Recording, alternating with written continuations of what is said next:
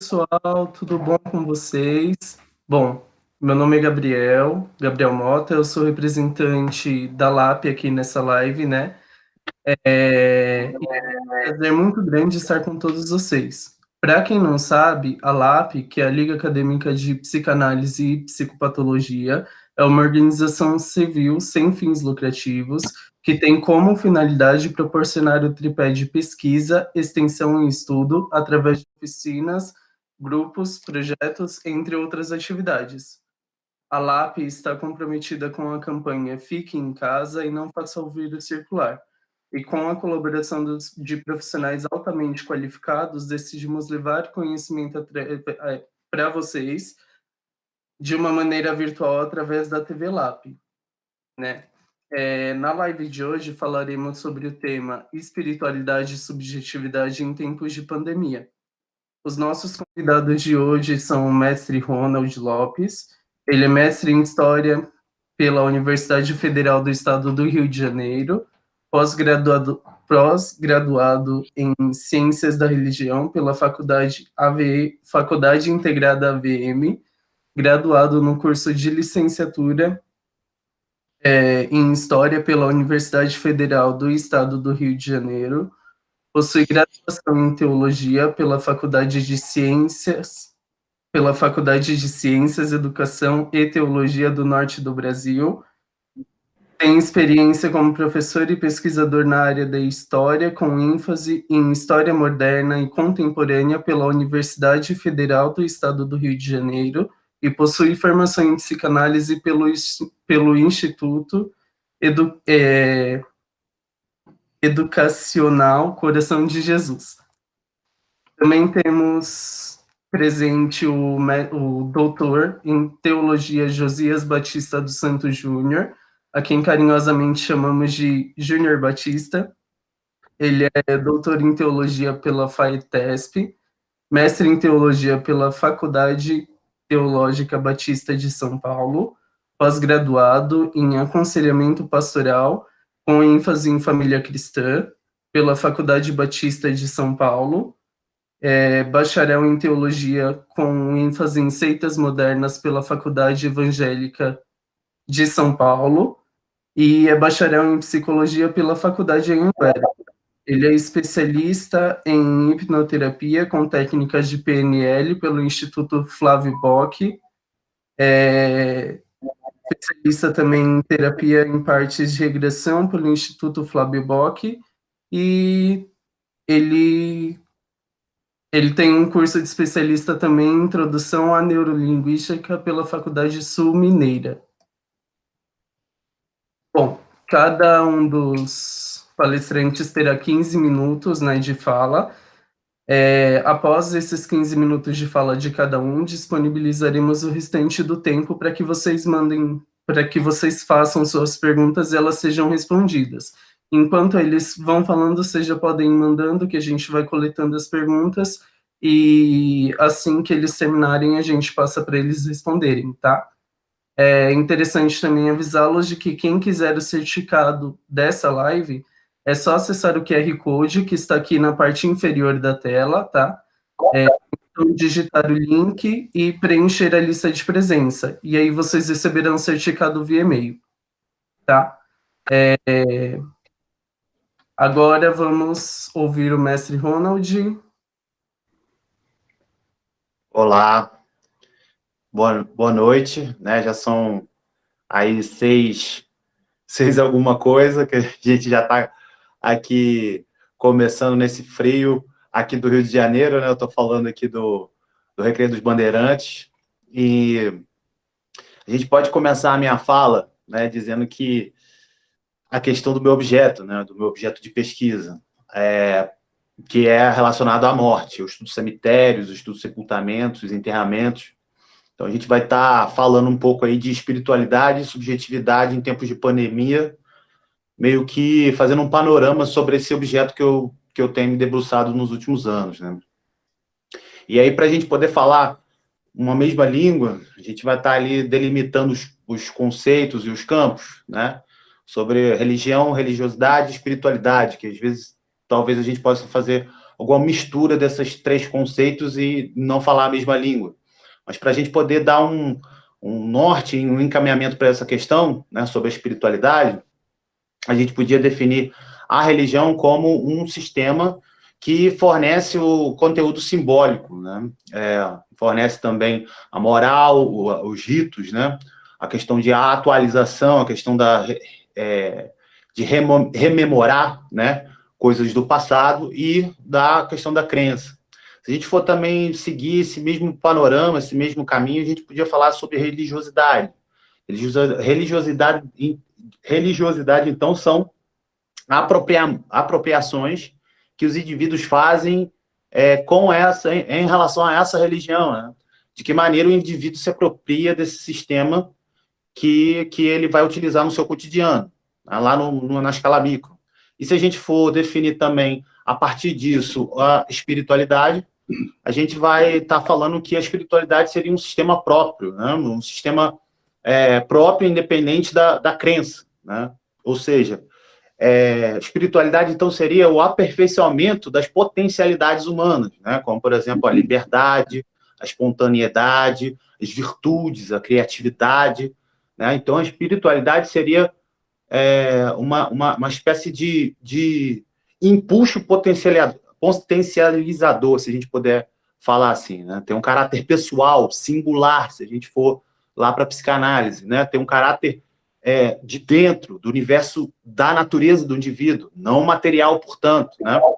A espiritualidade, então, ela está vinculada a uma busca pessoal de sentido, né? Há uma atribuição de sentido, então isso a gente pode chamar de espiritualidade, né? Com ênfase no aperfeiçoamento do potencial humano, né? Podendo envolver valores religiosos ou não. E isso depende muito da singularidade do indivíduo. Então, se você coloca lá a ciência, pode ser um sentido para o indivíduo. A religião pode ser um sentido para o indivíduo, né? Assim como também, hoje de manhã eu estava lendo um conto do Machado de Assis, né? Um conto do Espelho, e ele diz uma coisa muito engraçada, que a camisa de botão pode fazer sentido para o indivíduo, porque, na verdade, se trata da parte de dentro do indivíduo que a gente está falando aqui. E o que acontece, historicamente, se a gente perceber, dentro dessa perspectiva de religião, religiosidade e espiritualidade, é que houve um afastamento dessas três dimensões, né? Como eu trabalho com a questão da morte, eu percebo que houve um afastamento da relação do homem com a morte. Antigamente, a gente tinha aí, antes da modernidade, nas culturas mais clássicas, nas culturas grego-romana, você tinha uma convivência com os mortos, né? Você tinha uma convivência aí que permitia você levar, por exemplo, crianças ao cemitério, né? Inclusive no Brasil, nas constituições primeiras do Arcebispo da Bahia do século XVIII, você tinha uma lei que imputava à criança, ela teria que ir ao cemitério, participar do rito fúnebre, né? Então, só que o que acontece? Quando a modernidade inaugura ali no século XVI, inaugura também com o protestantismo, a gente percebe que agora o homem está ligado diretamente a Deus, né? Não tem nenhuma intermediação entre o homem e Deus. Mas o problema é que, aos poucos, o homem foi se afastando da devoção, do culto à morte. E a morte era, uma vez sendo enterrado dentro da igreja, né, na nave da igreja, era um grande cemitério, depois com os discursos sanitaristas fazendo conflito frente a essa intimidade com os entes queridos, né, historicamente falando.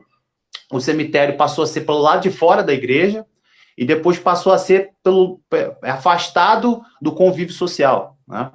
Então, a relação que a gente pode fazer entre a espiritualidade, a subjetividade e os tempos de pandemia é que há um aprofundamento da angústia e do sofrimento dentro dessa modernidade e dentro de cada pandemia que houve na história. Por quê? Porque a gente afastou o nosso convívio com os mortos. E aí eu falo de morte, mas morte é tabu, né? Morte é uma palavra que é tabu, assim como sexo. Morte e sexo, elas têm uma dimensão muito íntima, né? parece que não tem nada a ver, mas elas têm uma dimensão muito íntima.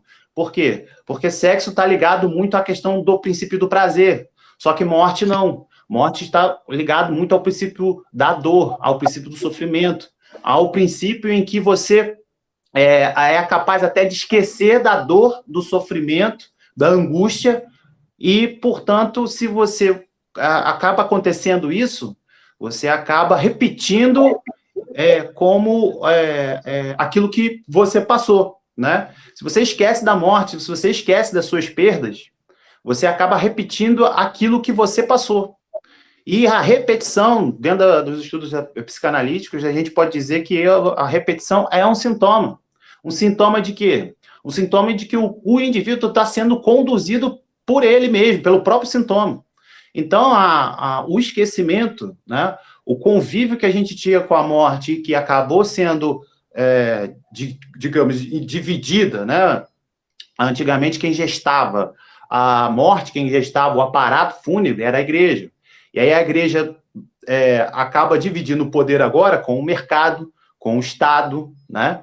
E isso fez com que a gente tivesse várias opções para poder gestar os ritos fúnebres e ter atitudes perante a morte, com tanta possibilidade de atitude, que a gente acabou não tendo possibilidade nenhuma, né? E isso, cada vez o homem se afastando do convívio da morte, se afastando do convívio de suas perdas, né? A gente nunca quer enterrar um parente. Claro, se me perguntarem se eu quero enterrar um parente meu, claro que eu vou dizer que não.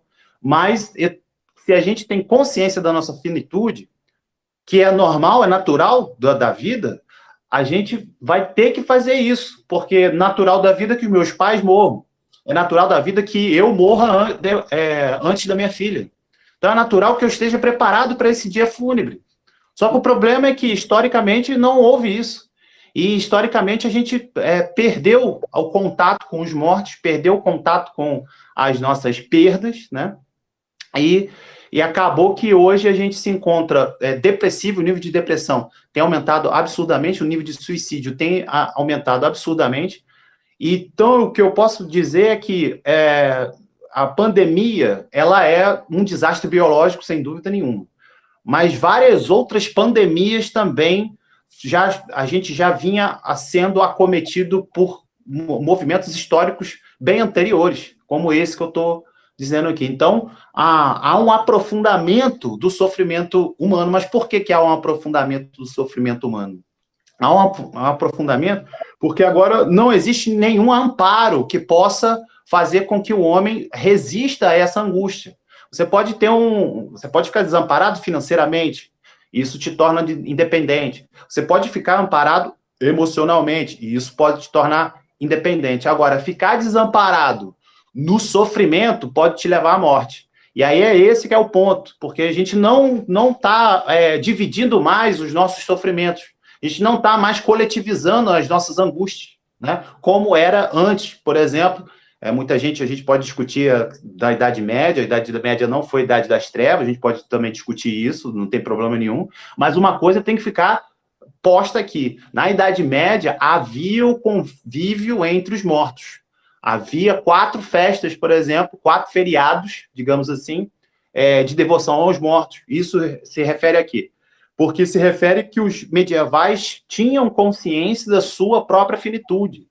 Né? Se você entra no relacionamento, por exemplo, e ninguém conta que pode entrar no relacionamento achando que pode perder aquele relacionamento. A gente sempre entra dentro de um relacionamento, por exemplo, sabendo que aquele relacionamento vai ser bom, vai ser ótimo, vai ser um relacionamento saudável, medicinal. Só que a gente esquece que a gente também tem o nosso próprio cemitério existencial, né? E é que a gente tenta esquecer esse cemitério existencial, que é o quê? As nossas lembranças ruins a gente coloca lá, as nossas angústias a gente coloca lá e tende a esquecer. Né? Nunca a gente pode imaginar que isso pode vir a ocorrer dentro de um relacionamento. E quando a gente se depara com essa perda, né, de um relacionamento, por exemplo, que eu estou usando um exemplo aqui, a gente entra em depressão. Por quê? Porque a gente colocou todo o nosso sentimento ali dentro. Né? Então, o que acontece? O fato é que A gente tem que entrar em contato com os nossos sentimentos dentro de nós mesmos, né? E lembrar aquilo que a gente quer esquecer, que enquanto ofício do historiador a gente faz isso, e o ofício do historiador da morte a gente faz esse trabalho de você ter que lembrar daquilo que você perdeu de uma forma boa, de uma forma que você possa criar força para continuar indo em frente. Então, em todas as épocas a gente esquece, né? A gente teve peste negra, a gente teve gripe espanhola, mas parece que a gente esqueceu dessas pandemias e está enfrentando outra do mesmo jeito que a gente está enfrentando as que a gente enfrentou anteriormente, que é o quê? Não só o colapso do sistema de saúde, que eu tenho ouvido muito isso, colapso do sistema de saúde, colapso do sistema hospitalar, do SUS, ok, tudo bem. Mas a gente está vendo pouco, ou vendo raramente, o colapso do sistema cemiterial, né?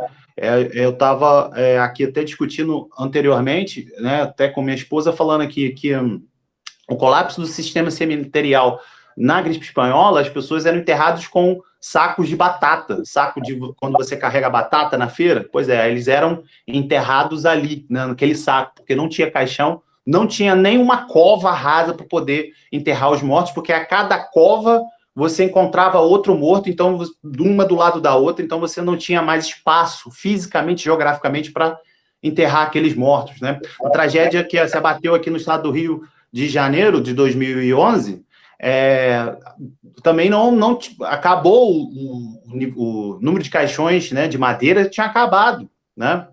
A tragédia de 2011 também um outro fato, porque a gente sempre fala, hoje a gente fala de pandemia, né, de desastre biológico, mas no passado a gente também teve outros desastres, né? Mas me parece que no Brasil se trabalha antipreventivo, né? Parece que é assim, antipreventivo e anticoletivista, né?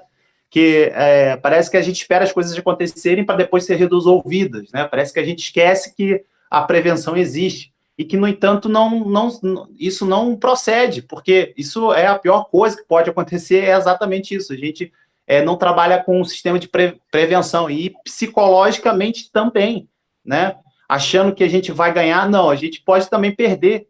E a perda, ela também faz parte da vida e faz o indivíduo, né? Faz a constituição psíquica do indivíduo, né?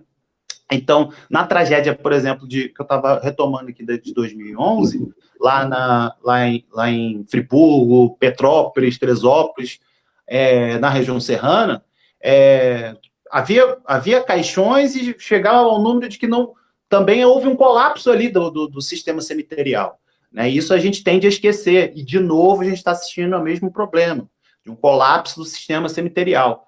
Nada mais que o reflexo psicológico do ser humano também, porque psicologicamente a gente tende a colocar, digamos, o nosso depósito de lembranças ruins ou de experiências ruins afastado do nosso convívio. E mais uma vez a gente retoma aqui, a gente afastou o nosso convívio com a morte. A gente afastou o nosso convívio com os rituais fúnebres. O número de procissões caiu, o número de rituais fúnebres agora entra... não tem mais o aparato, né? Não tem mais aquela liturgia fúnebre simbólica, né? Parece que a gente perdeu esse contato com o simbólico, né? E aqui que a morte nos traz. Então, baseado nisso, a minha fala, e eu acho que eu já estou até terminando aqui, me fala se eu estou extrapolando aqui, Gabriel. Não, pode minha continuar. Fala, da espiritualidade, da subjetividade e da pandemia, né? A gente agora colocou a nossa subjetividade acima da nossa espiritualidade. E isso tem consequências. Quais são as consequências? As consequências é que você fica sozinho, você gera solidão, você não tem mais o conforto coletivo para te amparar, né? Porque a nossa espiritualidade também pode estar baseada, que é o sentido que a gente dá, na coletividade, no social. E só que, historicamente, a gente não relatou isso, a gente não conseguiu chegar nesse patamar, né? Entrou a reforma protestante, eu estou falando num caso europeu aqui, estou lançando a mão do conhecimento eurocêntrico para poder explicar essa questão, em que o agora a sociedade se torna um indivíduo, né, que é um paradoxo em si, né? O indivíduo agora ele tem que ter toda a responsabilidade de uma angústia e de um sofrimento mediante a morte, né? Isso pode até levá-lo à independência, só que ele não aguenta essa carga toda. É preciso compartilhar dentro das relações sociais, é preciso falar de dor, é preciso falar do seu sofrimento, é preciso elaborar suas angústias, porque ninguém aguenta sozinho uma carga tão grande de angústia e sofrimento, que a morte nos traz. A morte faz isso, né? E por isso a morte é um elemento de interação, é um elemento de coesão, né? Se a gente for levar isso também, por exemplo, lá nos primeiros séculos, por exemplo, o século I, século II, século III, enquanto Domiciano, por exemplo, o imperador romano, estava fazendo culto à própria imagem e devastando todas as outras religiões, inclusive o cristianismo, né, e as outras religiões de mistério romano que conviviam ali, ao mesmo tempo que ele fazia isso, oprimia, ao mesmo tempo essas comunidades, quanto mais ele oprimia, mais essas comunidades eram interagidas, mais essas comunidades eram coesas, ao ponto de todas elas, inclusive as religiões de mistério, né, religiões ilícitas, terem um discurso de amor, sobre o amor. Cada uma delas discutindo o mesmo tema. Se você for avaliar em várias partes do Império Romano, no Império de Nubiciano, você vai ver esses discursos sendo repetidos, mas no caso de amor, para poder ter essa coesão e resistir à opressão do culto à própria imagem do imperador romano Domiciano, né? Então, eu acho que essa minha fala, ela vem corroborar bem, não no sentido só da morte, mas você falar sobre a morte, sim, mas também ter o amparo. É preciso ter o amparo, não como um sujeito abandonado, vagado no mundo, que, eu repito, é necessário, sim, é necessário para que ele crie independência. Mas também é preciso, também, por causa da espiritualidade, ter um amparo, ter um certo conforto das suas emoções, né? Mas me parece que, por ter nos se afastado da morte, né, a gente não convive mais com a morte, a gente tem, por exemplo, medo de levar uma criança ao cemitério, né? E a gente, na prática, vê isso, né? As crianças crescem com aquela noção, com aquele imaginário de que tudo não acaba. E elas se tornam adultas, vai conviver numa sociedade que também tende a viver como se a morte não existisse. E aí, a morte não existindo, você vai viver como se todo mundo fosse na vida eterna, igual à vida eterna. Ou seja, não existe mais aquela marcação do tempo, né? Não existe aquela marcação das idades, né? Olha, o indivíduo é criança, depois ele é jovem, depois ele é adulto, depois ele é o mais experiente da sociedade. Não. O mais experiente da sociedade, a gente acabou... Claro, existem programas para poderem reverter isso, programas sociais. Mas e essa classe foi se afastando cada vez mais, inclusive esteticamente, né? A cosmética do idoso ou do mais experiente da sociedade, as marcas do tempo, ela tem que ser apagadas. E isso, de novo, é um afastamento do nosso convívio com a morte, né? Ainda tem um tempinho ainda, ô Gabriel? Acabou? Seu tempo encerrou agora. Tá bom. Eu escutei, eu falei, eu vou terminar aqui. Tá bom, Gabriel. Obrigado. Eu agradeço muito aí. Eu quem agradeço. Agora vamos ouvir o Dr. Júnior. Boa noite, tudo bem? Gabriel, Fabiana, o Ronald, é um prazer ter ouvido o Ronald. E, bom, como a minha área é teológica e a parte psicológica, eu vou entrar um pouco nessas duas partes, óbvio, de forma bem geral, tá bom? Porque não é aqui a minha vontade de proselitismo com os nossos ouvintes, mas eu estava pensando uma coisa, essa questão de espiritualidade que o Ronald falou muito bem, ela tem aquela questão de fundo de transcendentalidade, o pensar transcendental. Quando eu falo em transcendental, claro que eu estou pensando naquilo que que ultrapassa um pouco o objeto que eu estou vendo. Então, é um modo de pensar também. Eu estava dando uma olhadinha sobre espiritualidade, é um tipo de qualidade de quem é espiritual. Para quem é espiritual, é uma qualidade, é uma característica também, ou uma qualidade, do que tem ou revela uma atividade religiosa, independente dessa atividade religiosa ou espiritual. Então, a espiritualidade, ela é uma, vamos dizer assim, como o Ronald disse aí, deixou-se um pouco da espiritualidade, ela deveria ser a base para uma subjetividade num meio onde as pessoas creem em alguma coisa, porque a subjetividade é a característica, o próprio nome já fala, do que é subjetivo, não é objetivo. A realidade, é uma realidade psíquica da pessoa, uma realidade emocional, cognitiva do ser humano. É o modo que eu entendo a minha espiritualidade, a minha maneira subjetiva. E aí, esta minha subjetividade, que é passível de manifestar-se simultaneamente nos âmbitos coletivo e também no âmbito individual. E é comprometida com a apropriação intelectual dos objetos externos. Então, a religião, o que eu vou me apropriar desta religião, da minha crença, como eu vou introjetar isso na minha vida?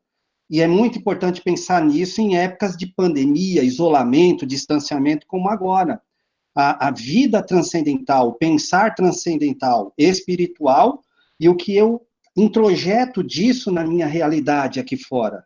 É a grande pergunta. Eu vou seguir apenas o que eu estou vendo aqui, apenas as coisas que estão acontecendo no meu contexto, a pandemia, isolamento, ou eu vou também me debruçar um pouco naquilo que eu sinto, naquilo que eu creio?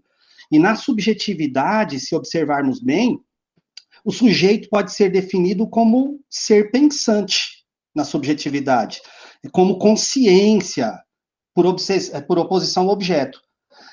E eu estava pensando, se na subjetividade o ser é pensante, é consciente, e na espiritualidade também é, pois há um pensar, há uma consciência espiritual também. Quando a pessoa ela diz que crê no mundo espiritual, seja lá qual for a sua fé, ela está falando de uma maneira de pensar também. E essa maneira de pensar é o que vai moldar o seu comportamento diante de situações adversas, como essa que nós estamos em tempos de pandemia, onde há isolamento, distanciamento, e no caso específico brasileiro aqui, infelizmente temos conversas políticas no meio de uma pandemia, como pano de fundo ou de frente, para quem queira, né, também, é fundamental nós mantermos a espiritualidade e a subjetividade como carro-chefe da vida. E como o Ronald falou muito bem aí, as pessoas às vezes deixam para lá. Estou falando aqui, quem sabe, muitas pessoas estão assistindo aí, são cada um da sua religião, mas pensar em não deixar se sufocar pelo que está acontecendo fora.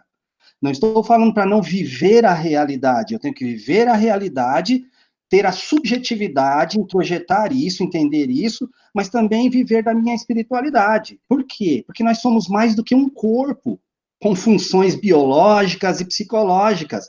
Nós somos também esta unidade de necessidades, nós somos uma unidade de desejos, de sentimentos, nós temos angústias, temores, às vezes temores imaginários, nós temos racionalidades, nós temos paixões. Uma vez eu ouvi uma professora na faculdade de psicologia dizendo uma frase muito interessante. Ela disse, nós hoje temos que pensar no ser como ser biopsico socioespiritual, no sentido de transcendental. Então não há uma cisão, o ser espiritual e o ser objeto. Na verdade, há uma totalidade. Eu estou falando de um pensamento um pouco holístico aqui também. Há uma totalidade do ser que pensa espiritual, mas também o ser que introjeta as coisas que vêm daqui de fora. E não existe o fora e dentro, se nós formos olhar nisso, só existe um ser só. Então, em momentos, em contextos como esses que nós estamos vivendo, o melhor é não cindir, e sim unir em ser uma totalidade. A subjetividade, então, eu percebi que ela também pode ser vista como experiências particulares de um sujeito particular. Cada um tem a sua subjetividade. Mas na espiritualidade nós podemos nos relacionar, porque a partir do momento que nós falamos de um campo transcendental, todos nós, seres humanos, temos. E existe a unidade, então, nessa vida espiritual, dos que professam a mesma fé. E é por isso que é importante ter também a religiosidade como algo fundamental. O Ronald, que é aí do Rio de Janeiro, né, Ronald? Eu ouvi falando que você é do Rio. Parece que o prefeito do Rio de Janeiro, ele falou do fundamental das religiões, com suas igrejas ou centros de adoração estarem abertos, porque são fundamentais também para a vida da pessoa num momento desse. As academias. Então, começa a entender que o ser humano tem que se cuidar, tanto na parte subjetiva, quanto na parte objetiva ou na parte espiritual. O sujeito, então, na sua subjetividade, ele é remetido à sua individualidade, e em sua espiritualidade ele também pode ser remetido na sua universalidade, porque todos nós, como o Ronald disse, podemos crer em alguma coisa, seja até num objeto, num botão, ou em alguma coisa, tem essa capacidade. Então, para eu já ir terminando, falar sobre subjetividade de alguém em tempos de pandemia como o nosso, é procurar em alguém marcas da sociedade em que ele vive, porque aí ele vai deixar essas marcas introjetar-se nele, as marcas do que ele está vivendo no momento. Mas falar sobre espiritualidade é procurar as marcas da fé também que ele vive, o que ele introjetou da sua fé, da sua crença. A questão, então, é se a cultura ajuda a modelar a subjetividade, disponibilizando os atos e os costumes, os valores, os padrões de comportamento de alguém, a fé, a espiritualidade, por sua vez, deve moldar também nossa espiritualidade, disponibilizando nossos hábitos, nossos costumes, nossos valores e nossos padrões de comportamento. Também, por isso que é importante manter a espiritualidade em tempos de pandemia. E a subjetividade, ela já é individual, de cada um dentro da sua fé. Então, para eu terminar, por que não unir espiritualidade com subjetividade? Manter nossa vida espiritual conectada com a divindade, com o divino, ou com aquilo que crer-se, incorporado com a nossa subjetividade das várias experiências de sociedade pelas quais nós passamos. Por exemplo, nossa família tem uma experiência subjetiva para nós, nossa escola, nossos colegas e amigos, nossa comunidade local, nossa religião, tudo isso gera em nós uma subjetividade. E isso gera um comportamento que também vai depender muito da nossa espiritualidade. Então, o que eu teria para dizer é, vamos manter o equilíbrio de nossa espiritualidade e subjetividade em tempos de pandemia.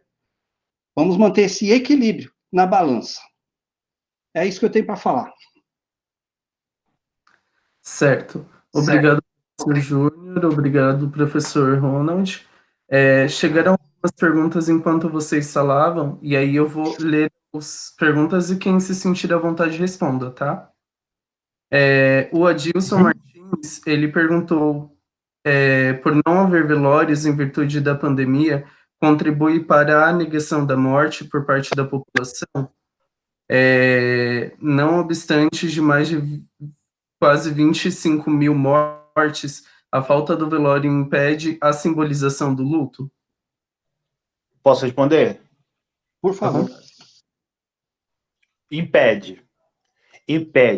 Eu sou terminantemente, assim, contra não ter velório, mas não no sentido de aglomeração. Veja bem onde que eu quero chegar. Não é a aglomeração, é o ritual. O ritual. A gente tem várias pessoas aqui nos assistindo, tá aqui o professor Júnior, tá aqui o Gabriel, a Fabiana aqui também, tá eu, tem várias pessoas aqui me assistindo. Se eu fizer um ritual aqui agora, todo mundo agora, nesse momento, simboliza.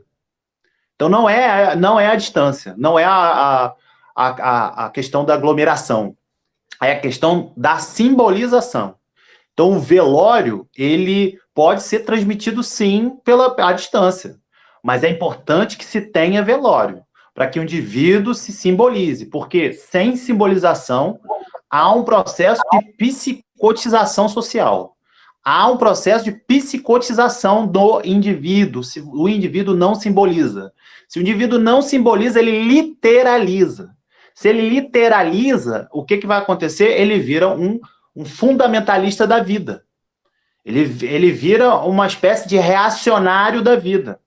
E isso provoca o quê? Violência, caos, desordem, a desorganização dos afetos.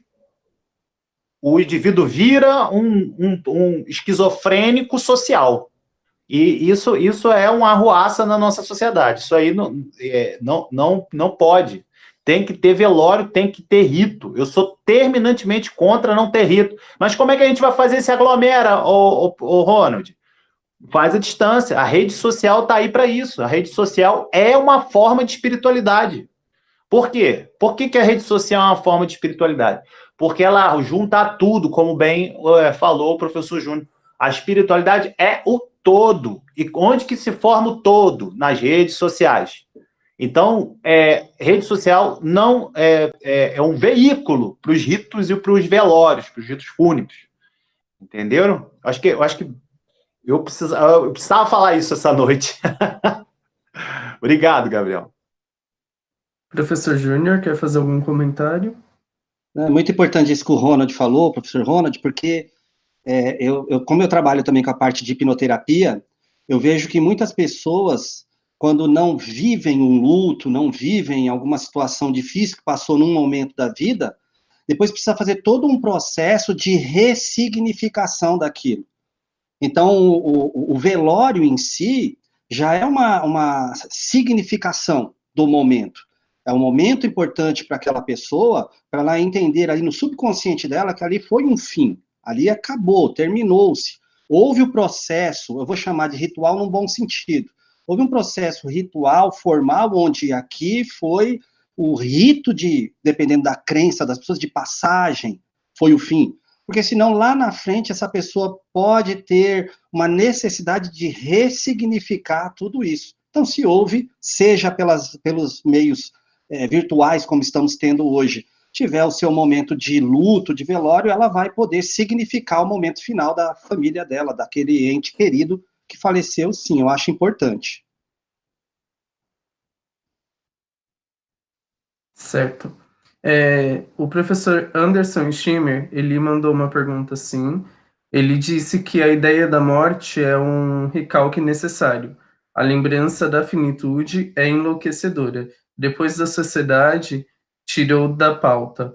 Na pandemia, a morte volta sem velório como simbolizar os nossos mortos sem o ritual? Então, é o que eu retomando, ele tá certo, né? Ele está correto ali na questão do recalque, enfim, ele pegou uma questão mais psicanalítica, assim, né? Da pulsão de morte, né? Que conduz o indivíduo ali, que enfim, falando um pouco mais dessa questão, né? Quando você tem um desastre biológico dessa magnitude, como teve também na peste negra e como também teve na gripe espanhola, os rituais eles ficam comprometidos. Isso é verdade mesmo. Os rituais ficam comprometidos.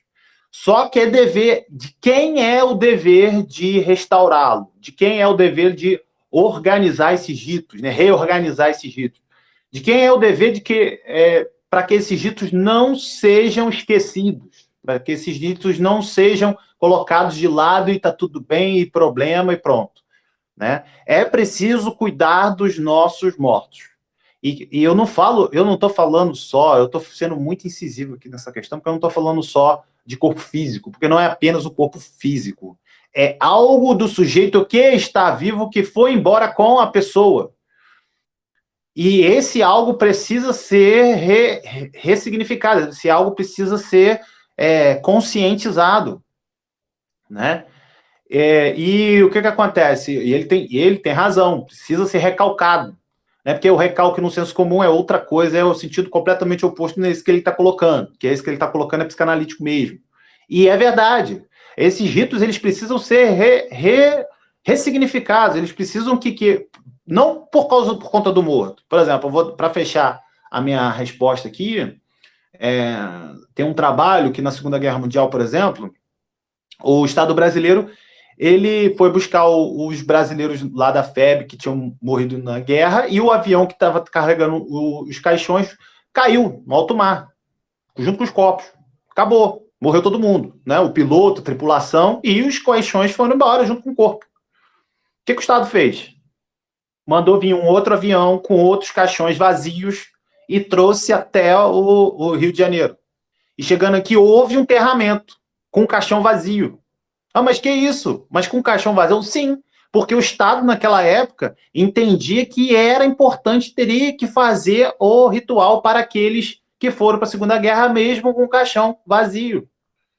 Então, eu não estou querendo questionar de quem é a atribuição ou o dever de fazer um ritual ou não. Não estou querendo dizer isso, não. Estou querendo entender aqui a importância de se ritualizar. Se o Estado não faz, se a sociedade não faz, que se faça o indivíduo dentro da sua casa. Coloque isso em ato. E como é que é colocar em ato? É fazer algum procedimento que represente aquilo que foi perdido. Isso já que ninguém faz, eu vou me ritualizar, então. É essa mais ou menos a ideia que eu queria falar aí em cima dessa resposta. Professor Júnior, alguma observação? Não, excelente o que o Ronald falou, a questão de ressignificação. É igual até mesmo em hospital. Eu fiz uns anos atrás um trabalho num hospital. Eu reparei que pior do que a doença era o adoecimento da pessoa.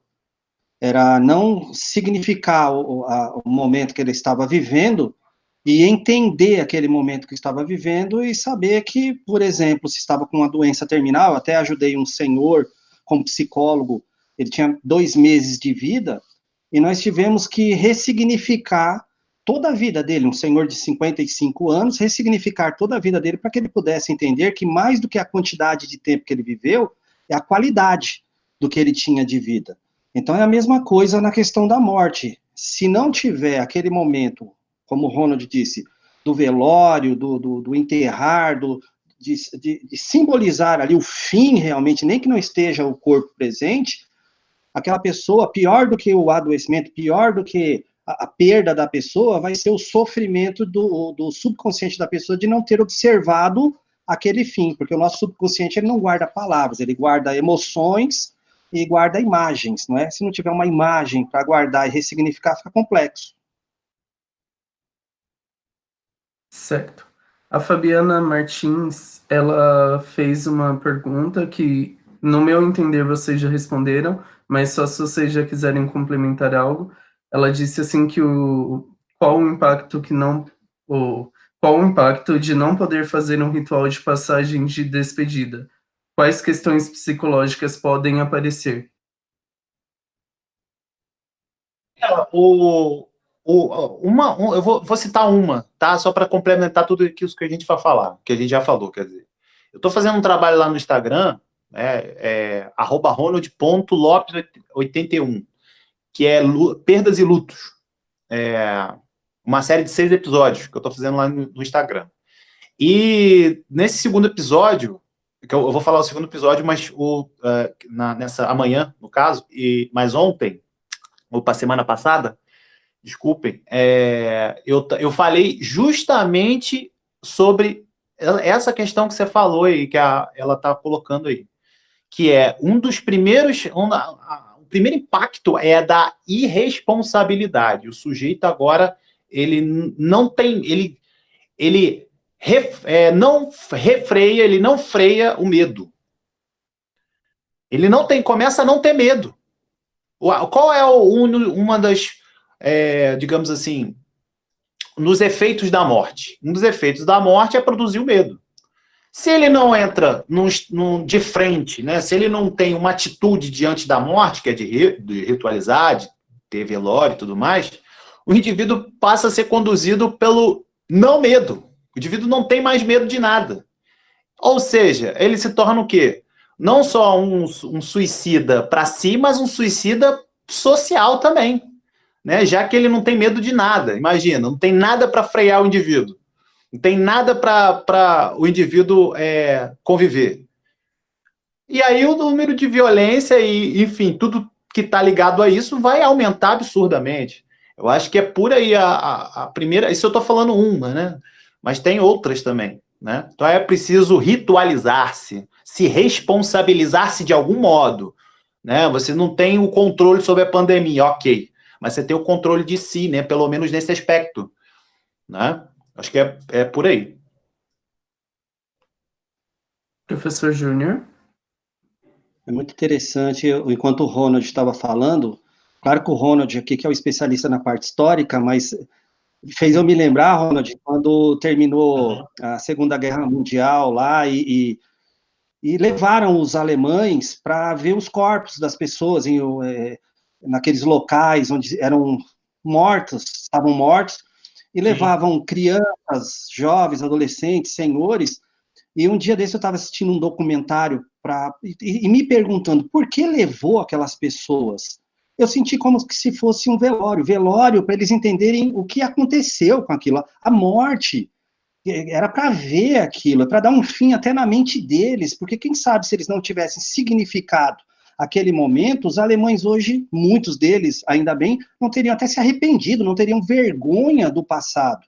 Então foi importante para aquelas pessoas daquele momento verem a dor, verem o horror até. Não precisa hoje ver dor e horror na hora da morte, né? Hoje tem... nós estamos lá em Auschwitz, lá, né, no lugar lá, mas olhar aquilo para dar um fim. Então, creio eu que eles significaram aquele momento para não ficar na mente deles aquele sentimento de eu estou banalizando a morte, senão o pensamento sobre morte seria banalizado.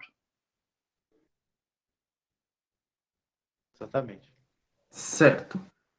A Aguinalda, ela fez uma pergunta em duas partes. Ela disse assim, que atualmente não só os familiares com rituais funerários, como velório, ou mesmo um abraço no ombro, algo acolhedor, né? E aí ela menciona que em alguns casos tem sido permitido aos familiares visitarem os corpos dos mortos para o enterro. Como essa situação é percebida para a psicanálise e por vocês? Pera aí, Gabriel, só um minutinho que eu perdi um pouco, que o seu áudio cortou na primeira parte da pergunta. Repete para mim, faz favor.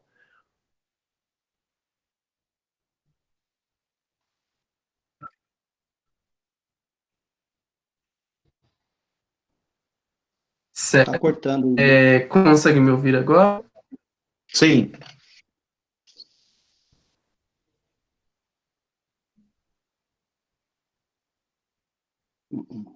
Professor Sim, pode Ronald? falar. Sim, Dá para pode ouvir? falar. Sim, pode continuar. A Aguinalda falou assim que atualmente não só os familiares de pessoas que têm chegado a óbito por conta da Covid-19 têm sido privadas dos rituais funerários, como o próprio velório ou mesmo um abraço, um ombro acolhedor. Ela disse que em alguns casos nem tem sido permitido que as famílias visitem o corpo dos mortos para um enterro. Como essa situação é percebida pela psicanálise? Então, é o que eu tem a ver com o que eu estava falando antes. Você pode fazer um rito remoto. Não tem problema algum você fazer um rito remoto. Eu vou dar um exemplo aqui histórico, dentro eu vou dizer, chamar de religião, só para ficar didático, tá bom? Mas eu vou dizer religião luterana, só para ficar didático, do século XIX, para ser mais específico. As religiões luteranas do século XIX, elas tinham o seu ritual que começava no cemitério e terminava na igreja. E começava na igreja e terminava no cemitério, né? Ela tinha essa flexibilidade. Eu tô dando só um exemplo para a gente entender que você tem como fazer isso à distância. Você tem como fazer rituais remotos, né? Você tem os serviços de assistência funerária, para não ficar só na religião, eu vou falar sobre as empresas funerárias. As empresas funerárias, elas têm o serviço remoto de ritual à distância, né? Tanto por rede social, como também quando não tinha pandemia, né? Às vezes o serviço de assistência funerária prestava serviço àquela família, né? Que a família pagava por isso, porque era um serviço privado, e o serviço fazia tudo: flores, embalsamava, tirava do ML e enterrava. E eles gravavam tudo. Depois levava para a pessoa que estava acamada, por exemplo, que era impossibilidade de participar do velório, para justamente ela poder fazer esse processo de simbolização e não ficar naquilo que a gente chama da psicanálise no vazio, na falta, né? Então, o que acontece? Você precisa simbolizar a falta, né? Dar um sentido para a falta. Então, o que acontece? Eu estou dizendo isso por causa da pergunta, porque tem N maneiras, variadas maneiras da gente simbolizar a perda, simbolizar a morte e entrar no estado de luto, que também é outra coisa. Porque às vezes a gente olha assim e fala assim, poxa, mas esse cara não está fazendo luto, né? Porque também tem essa questão também. Poxa, como fazer o luto, né? Será que eu tenho que ficar muito triste, desesperado e... Não, cada um vai lidar da maneira que tiver que lidar com a sua tristeza. O problema não é esse. O problema não é a subjetividade.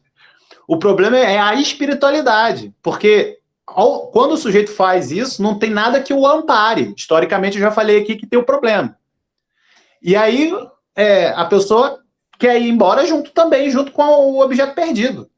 Quer se matar também junto com o objeto perdido na hora do luto. E que isso também não é um luto bom. Isso não é um luto bom. Isso é um luto ruim, né? Quando o cara se sente num estado de desespero de tal ordem, que quer ir embora junto com o objeto perdido também. Isso também não é adequado, né? Eu acho que é mais ou menos por aí a minha fala. Professor Júnior? Como a pergunta da moça foi sobre psicanálise, o Ronald entrou muito bem falando sobre a parte do vazio. Como eu parto também da psicanálise, Ronald, pensando nessa questão do vazio, eu não sou físico, mas eu lembro quando eu estava no colégio, eu lembro que nas aulas de física falava sobre o corpo. Quando ele estava num automóvel e o automóvel para de uma vez, a tendência de um corpo é continuar seguindo. Por isso que bate-se contra um volante, alguma coisa, e eu fico pensando no lado emocional da pessoa que perde o seu ente querido. Esse lado emocional, esse lado subjetivo da pessoa, de como ela valorizava aquele ente querido. E a pergunta é, se não puder ter abraços, se aquelas coisas que são esperadas no dia, como ficará o emocional, o sentimental dessa pessoa? Hoje nós estamos num período onde está complicado ter mais aproximação, não sabemos por quanto tempo mais. Mas nós já éramos pessoas virtuais, nós já vivíamos virtualmente, por isso que tem tanto rostinho nos nossos WhatsApp, tem tantas mãozinhas, tantos bonequinhos, nós já nos tornamos uma geração que dependemos um pouco mais de lados emocionais dentro do virtual. O que nós estamos fazendo agora para que o emocional da pessoa não continue achando que o outro está vivo ou que queira morrer junto, como o Ronald falou, é fazer esse processo, nem que seja virtual, como foi falado. E ter alguém responsável, ou na família, ou na religião da pessoa, que possa ajudar nesse processo, seria importante. Saiba mostrar para essa pessoa que ali foi um fim, acabou, mas que ali ela pode continuar a vida dela por conta própria, sem aquela pessoa no momento, mas para isso vai precisar, quem sabe, de alguém lá na religião da pessoa, lá na família da pessoa, para que ela não continue no corpo, entre aspas, no corpo emocional dela, querendo continuar com aquela pessoa presa à vida dela. Então é isso que pode, eu não sei se eu fui claro, é isso que pode deixar com a pessoa, esse vazio, como se o outro tivesse que continuar. Mas o lado virtual é muito importante, para quem sabe auxiliar nisso. Certo. A Priscila Sagatelli, Ela perguntou com relação a manter as crenças na religiosidade e manter a subjetividade em tempos de pandemia. Até que ponto isso interfere nas normas da OMS para conter o vírus? Não deveria haver um bom senso? Deveria, mas é porque ela juntou várias questões aí, eu acho que ela também tem que ver. Você repete para mim essa questão, Gabriel, porque ela juntou vários conceitos aí que vai ter que ser. A gente tem que organizar as coisas, né? Porque senão cria ruído, ainda mais nessa questão aí. Repete para mim, fazendo favor. Ela perguntou com relação a manter as crenças na religiosidade e manter a subjetividade em tempos de pandemia. Até que ponto isso interfere nas normas da OMS para conter o vírus? E perguntou se não deveria haver um bom senso sobre isso. Com certeza, você tem que articular, você tem que fazer a ponderação dos três valores. A ponderação dos três valores. Tudo me é lícito, mas nem todos me convém, né? Não me convém com as normas de isolamento social, não me convém, eu tô passando por um desespero muito grande, eu preciso de um abraço, né? Não convém fazer isso. Ainda que a sua subjetividade clame por isso. É por isso que eu tinha dito, historicamente, que o problema que a gente fez. Eu venho avisando isso, eu acho que eu tenho 20 anos, Gabriel, que eu venho estudando isso. E há 10 eu vou dizendo a mesma coisa. Eu tô sintomático. Que é o quê? Colocar a subjetividade acima de qualquer valor. A gente tem que parar com isso. Ser mais responsável com as nossas subjetividades. Botar nossa subjetividade como se fosse o único valor possível dentro da realidade. E não é, não. É preciso articular, é preciso rebaixar a subjetividade, é preciso rebaixar a consciência e dizer, poxa, olha só, tem as normas da OMS, tem meu emocional aqui, eu tenho que me conter. Eu não posso fazer isso, eu não posso chegar a abraçar todo mundo ainda que eu queira, ainda que meu desejo queira, ainda que eu tenha essa vontade, né? Eu tenho que me amparar em algo. Eu tenho que, sei lá, ler os Vedas, ler o Alcorão, ler a Bíblia, ler o Evangelho segundo Allan Kardec, não sei, sabe? Mas faz alguma coisa nesse sentido espiritual. Porque dentro desse contexto é preciso ponderar os valores, sabe? Então, colocar a subjetividade acima de o relativismo total. Isso é um horror, isso é terrível. Não se relativiza tudo. Se você relativizar tudo, se tudo é relativo, nada é concreto. Aí pronto, aí vem pós-verdade e arrebenta com tudo. Eu vou terminar até minha fala aí. Professor Júnior?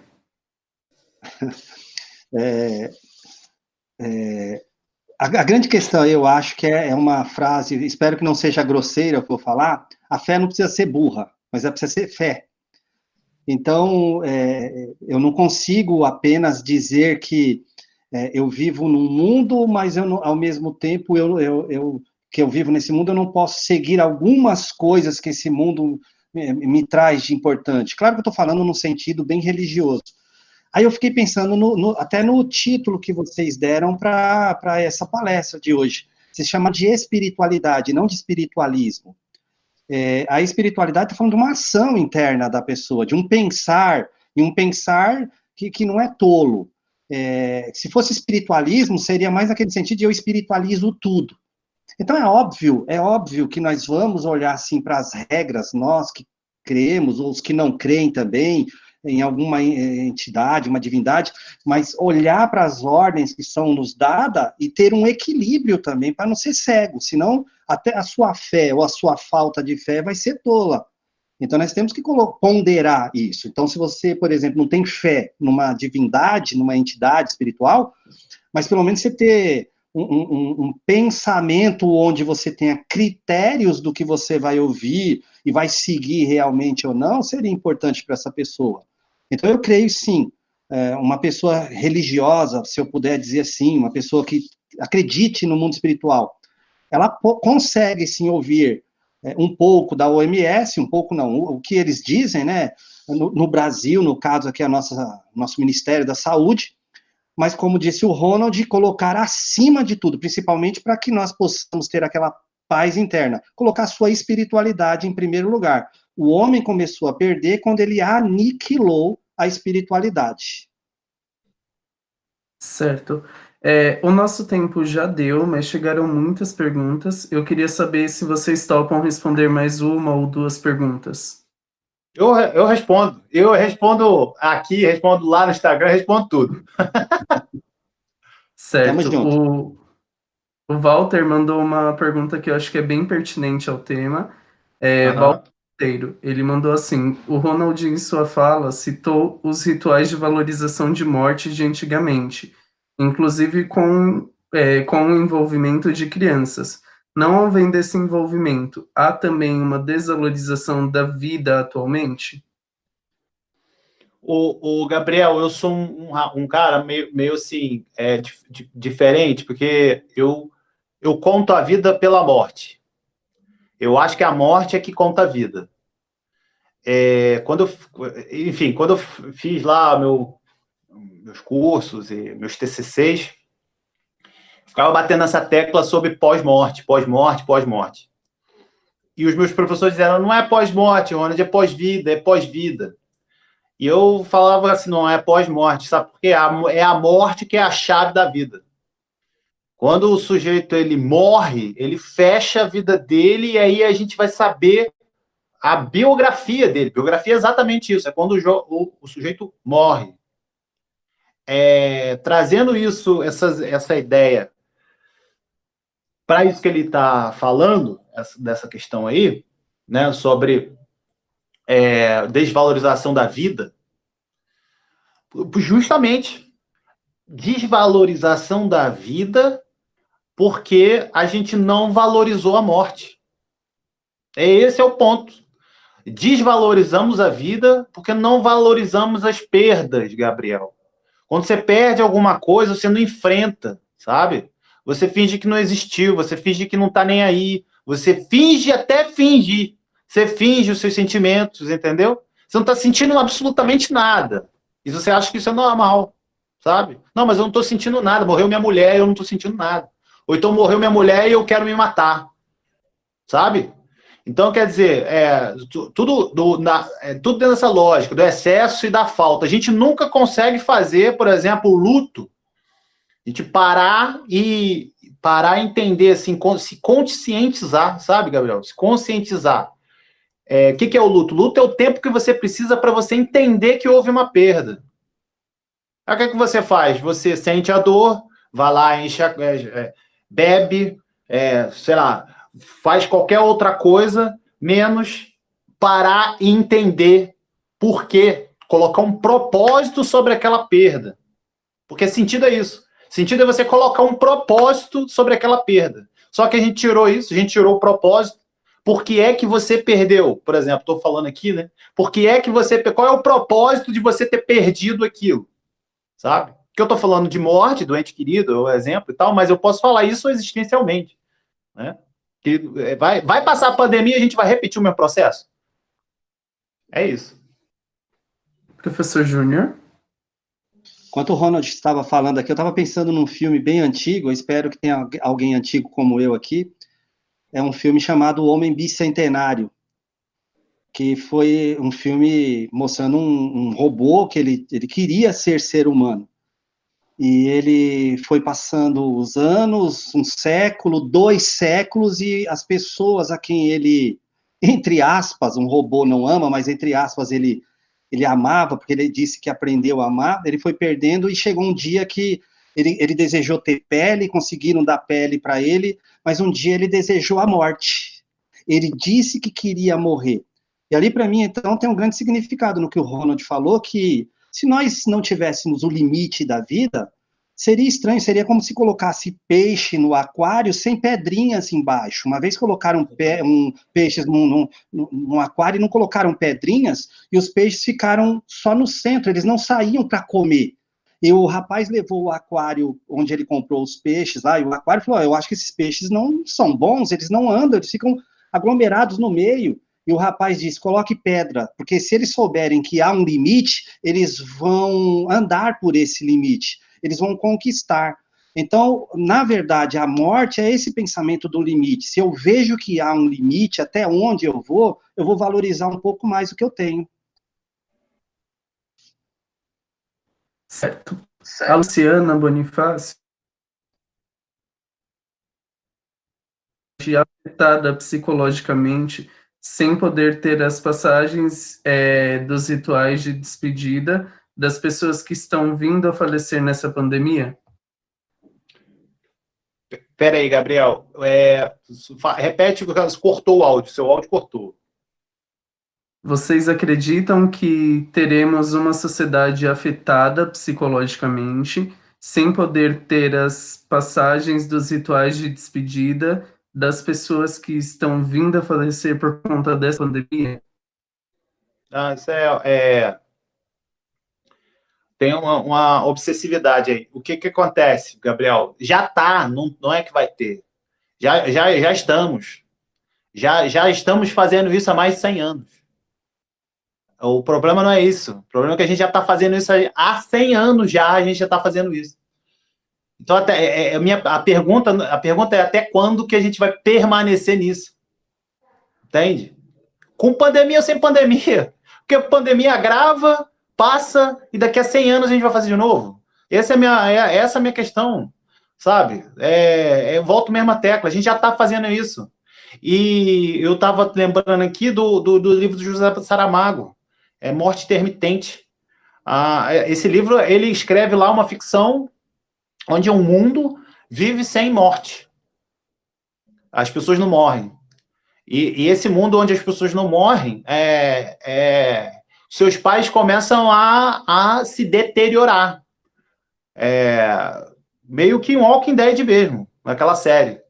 As pessoas começam a se deteriorar e você olha para o seu pai decrépito, você olha para sua mãe caindo literalmente aos pedaços, né? Os hospitais, colapso do sistema hospitalar, não existe cemitério. O hospital não consegue atender todo mundo, é um caos absurdo na saúde, né? E aí o que acontece?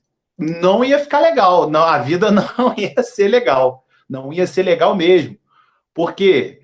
Porque justamente foi retirado aquilo que faz com que seja a vida, que as coisas acabam e só fica o quê? Os momentos, as lembranças boas, né? Que uma das formas de você também lidar com as perdas é você lembrar dos momentos bons que você teve com aquela perda, né?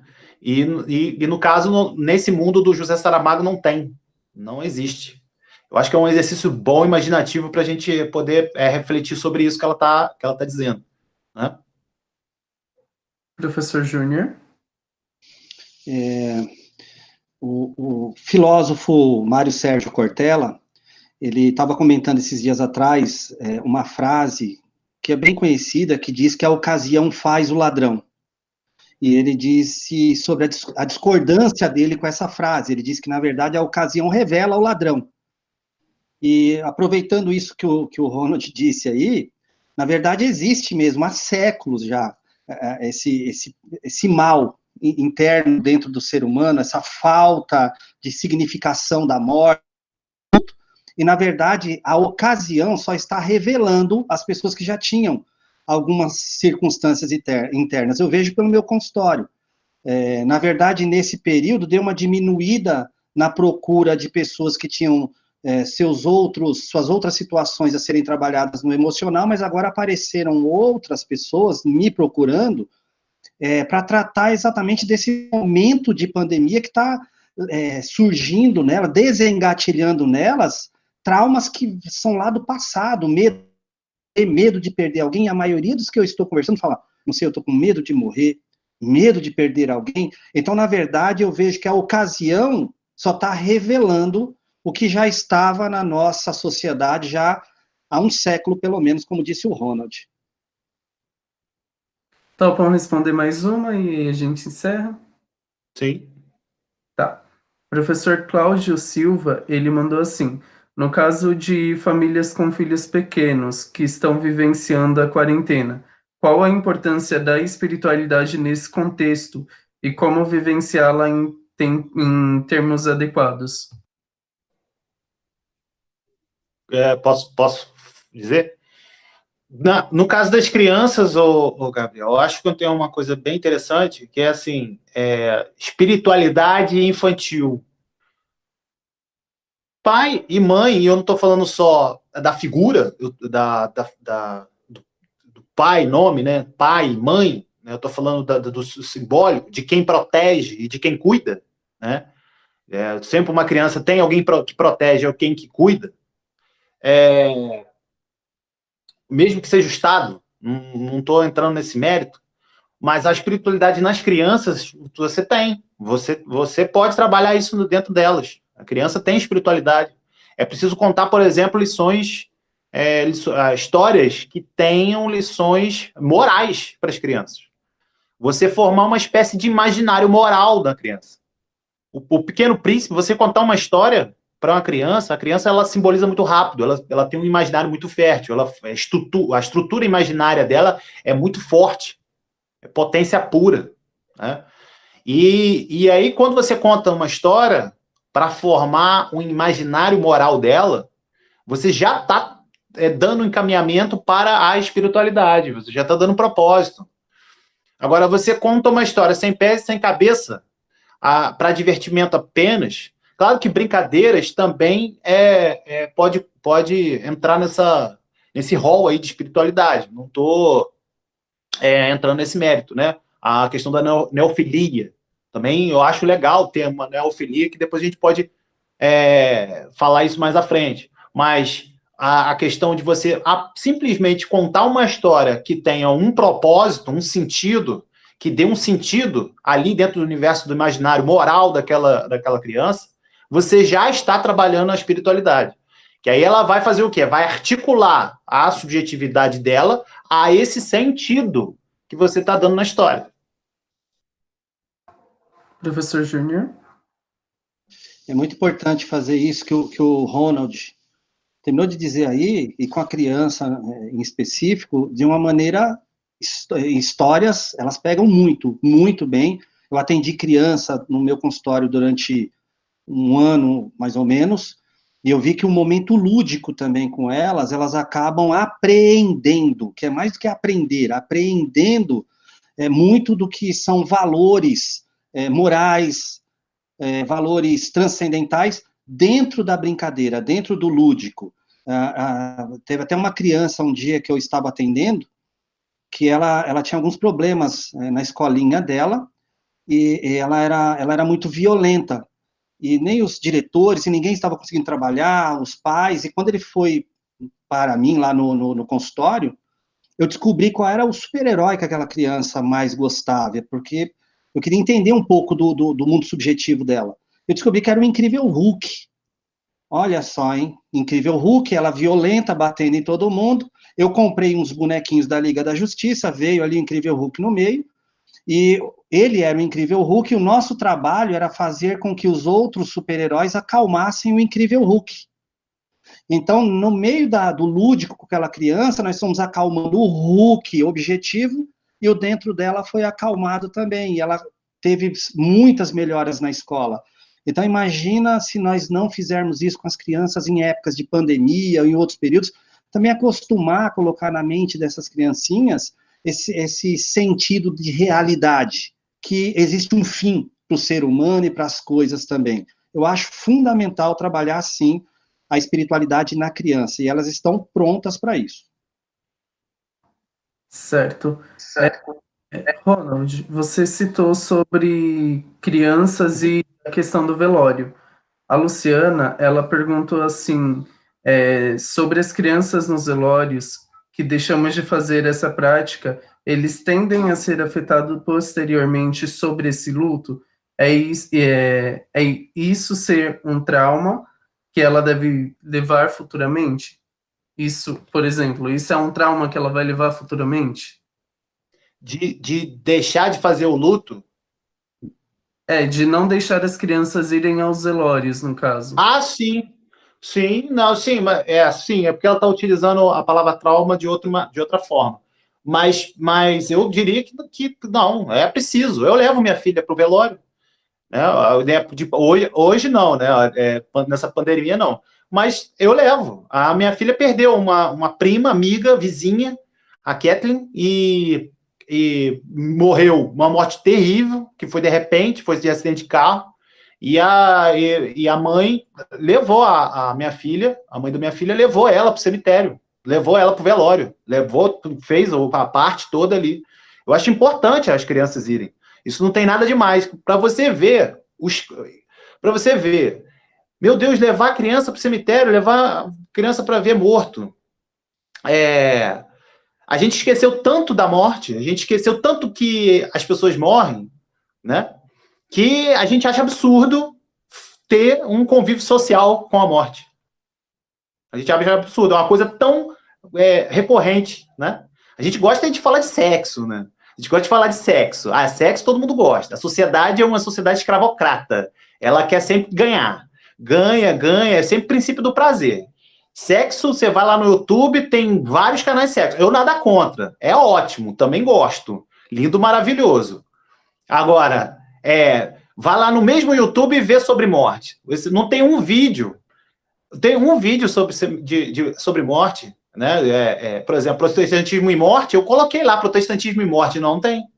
Tem agora o meu e do Lucas no YouTube, do professor que é amigo meu, que eu fiz ontem a live. Poxa, aí a gente fala para ensinar limites à criança. A minha criança está muito levada, a minha criança está muito bagunceira, ela é hiperativa. Hiperativa? Como assim hiperativa, irmão?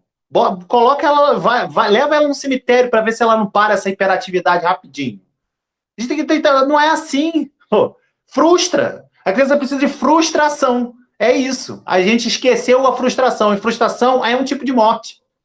Agora, ninguém quer frustrar, ninguém quer ser frustrado, quer viver canetinha na boca e viver no país da Disney. Aí não tem como. Aí não tem como, irmão. Aí não é vida. Aí parei. É só isso aí. Professor Júnior? Até mesmo Siddhartha Gautama, o Buda, quando ele foi criado dentro do palácio, ele foi criado para não ver um velho, não ver um morto e não ver doenças. E o dia que ele tirou a roupa de príncipe dele e se misturou no meio do povo, e ele viu um morto, um velho e um doente, foi quando ele começou a desenvolver a espiritualidade dele, porque ele viu que existiria limites. Então, creio eu que essa falta de frustração, de ver os limites, a realidade em si, é o que vai fazer com que essas crianças cresçam vivendo um fake news interno, uma vida de mentira e frustrada. A Alice Freitas, ela pediu que vocês indicassem alguns livros, filmes e textos referente ao tema da espiritualidade, a subjetividade e também a questão da morte. Aí, no caso, se vocês quiserem, vocês podem mandar para a gente, que a gente disponibiliza através dos canais da LAP, tá? Tá. Eu posso citar, bom, José Saramago, Morte Intermitente. Você pode falar de O Homem Diante da Morte, do Philippe Herrier, A Morte é uma Festa, João José Reis. Você pode falar sobre também da questão do Deus social do Ken Hilber. Você pode falar também sobre a questão da morte também, sobre o ensaio sobre a cegueira também, do mesmo José Saramago, tanto o livro quanto o cinema. Todos os livros, todos os povos dos livros, povos religiosos dos livros. Você vai para o Vedas, você vai para o Alcorão, você vai para a Bíblia, você vai para o Evangelho segundo o Espiritismo, todos eles vão falar, todos eles são unânimes em falar sobre morte. Ainda me pedem mais ainda, não tem problema. É só você pegar aí os Vedas, que é mais antigo que a Bíblia, a própria Bíblia, e você vir ler lá qualquer tradução em português aí do Rig Vedas, você pode arranjar que é o livro sagrado do hinduísmo, não tem problema, e vir fazendo em todas as religiões você vai fazer uma reflexão de espiritualidade a partir dessa experiência religiosa, né, no tempo, de permanência no tempo, que a espiritualidade ela não acaba no tempo. Né? A gente matou ela, mas ela existe, mas a gente se afastou dela. Isso tem consequências. Né? Então você pode, praticamente, são todos os livros dos povos sagrados, povos do livro, né, que a gente chama das religiões. Você pode ler todos eles. Professor Júnior, alguma indicação? Eu vou citar dois apenas, tá bom? Um teológico e outro filosófico. Eu estava pensando em um teológico que é do Charles Swindoll, chamado Rumores de Outro Mundo. Ele fala muito sobre essa questão da cisão entre o mundo transcendental e o mundo objetivo nosso, material. Ele fala que não deve haver essa cisão. Rumores de Outro Mundo. E o famoso Kierkegaard, Soren Kierkegaard, com o desespero da humanidade. Eu acho muito interessante esses dois livros, cada um na sua linha, óbvio. Certo.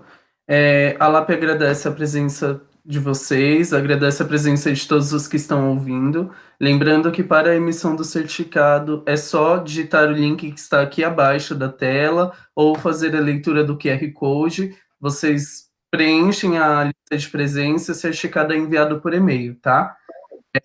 A LAP faz um convite também para vocês participarem da nossa próxima videotransmissão, que ela vai falar sobre a história da psicanálise, né? E aí eles prepararam um textinho rapidinho que eu vou ler para vocês. Reconhecendo a presença de Jung na história da psicanálise e também a sua marca como o primeiro presidente da Associação Internacional de Psicanálise, fundada em 1910 por Sigmund Freud, a TV LAP, com a ajuda de seus colegas atuantes em psicologia analítica, apresenta o tema Os Aspectos Simbólicos da Pandemia, uma versão junguiana da Covid-19. A LAP acontecerá no próximo sábado, tá? O horário é às 17 horas. Para quem quiser fazer a inscrição, é o mesmo link da inscrição que vocês fizeram nesse. Caso tenham dúvidas, podem acompanhar a LAP através do Instagram ou do Facebook, ou até mesmo entrar no site da LAP que estará disponível lá para inscrição, ok? Professor Ronald, professor Júnior, a LAP agradece imensamente a presença de vocês. Foi de grande valia a apresentação de vocês, a sala de vocês. Vocês foram formidáveis, né? Existem ainda algumas perguntas que não foram respondidas. Se vocês quiserem, eu posso passar para vocês, vocês fazem a resposta através das redes sociais de vocês, tá? E a LAP agradece a presença de todos. Tenham todos uma ótima noite. Eu que agradeço. Boa noite, eu que agradeço, Gabriel. Minhas considerações finais aqui. Eu agradeço a TV LAP, o pessoal, foi sensacional, a Fabiana, você, que foi que a gente entrou mais em contato, o professor Júnior também. Quem quiser me seguir nas redes sociais pode me seguir, @ronald.lopes81, lá no Instagram. Estou fazendo uma série de 6 episódios sobre perdas e lutos. Também tem um canal no YouTube, Ronald Lopes, historiador com H maiúsculo, eu acho que você consegue achar. Também tem bastante vídeo lá. E também Facebook, Ronald Lopes, só puro, sozinho, né? Ronald Lopes, com R e L maiúsculo, no Facebook. E é isso. Quem quiser também, meu e-mail, vou estar disponibilizando aqui também para poder responder as perguntas. Enfim, pode me mandar e-mail, não tem problema. ronald.lopes80@gmail.com. Quem quiser mandar qualquer tipo de pergunta, pode mandar, que a gente tem que interagir, pessoal. Não vamos ficar sozinhos, não. Tem que interagir. Tá bom, pessoal? É isso aí. Tamo junto.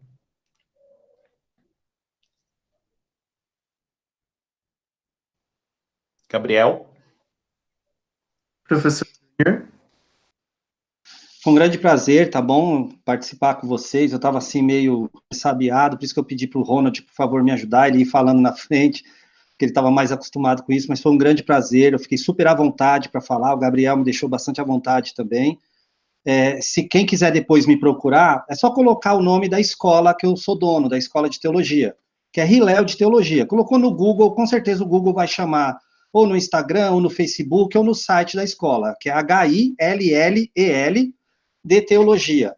E lá nós temos canais também, tenho vídeos que eu gravo no YouTube, Instagram, Facebook, é só nos procurar lá. Uma ótima noite a todos. Obrigado pela presença novamente.